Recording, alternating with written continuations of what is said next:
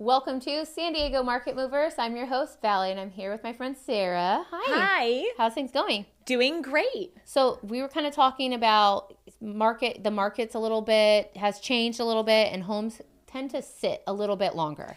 It's not all, but some homes and a majority of homes now in San Diego are sitting a little bit longer on the market. What does that mean for buyers? And then what does that mean for sellers? Yeah, absolutely. So there's properties that were listed last year that are still available for sale, and the days on market's climbing. We see houses with days on market over 100 days.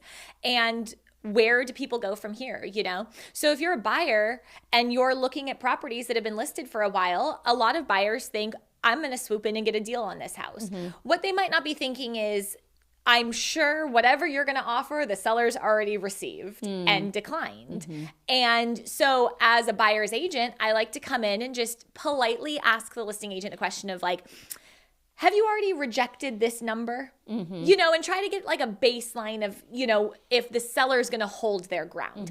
Because a lot of buyers come in and say, well, I'm going to be the one to rescue the seller. I'm going to offer them $50,000 under, $100,000 under, and give them the option to sell.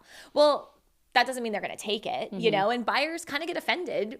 And then sellers get offended and it becomes very emotional, And so just because a house has been listed doesn't mean you can come in and get a really low offer accepted. Sometimes it does, but not always. And so it's really important that you come in, I want to say the word politely, but just, if you really want the house, you don't have to lowball immediately. Come in with something reasonable. Try to actually make a deal, because if you come in too low, it could just all fizzle out. Yeah, and what does that mean in numbers? If you're offering $50,000 less, that makes you feel good. But what does the $50,000 really look like in monthly payment? Yeah, and then on the other side, like if the seller, let's say $50,000, let's say the seller's mortgage is $5,000 a month. Okay, well they're like, well I could hold it for 10 more months instead. That's like the background math that's going on. But then sellers need to think about property taxes and insurance and maintenance and all of those kind of things on the property.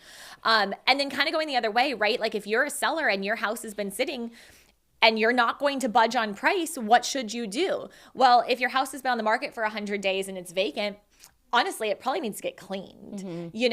Can you freshen it up a little bit? What's going on with the landscaping? Do we need to get some new flowers or mulch or something, in this house to bring it back to life? Because houses go stale.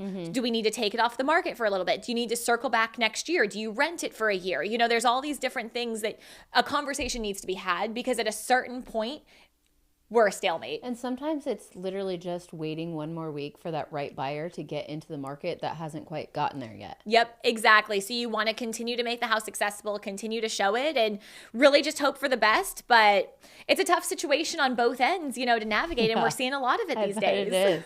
And it's a different market too for agents to navigate. So having those tough conversations with your clients, I just, admire you guys for having to do that. Yeah, it's tough. It's tough, but we get it done. Yeah. All right, Sarah, thank you so much for being here. Thank you. Thanks all.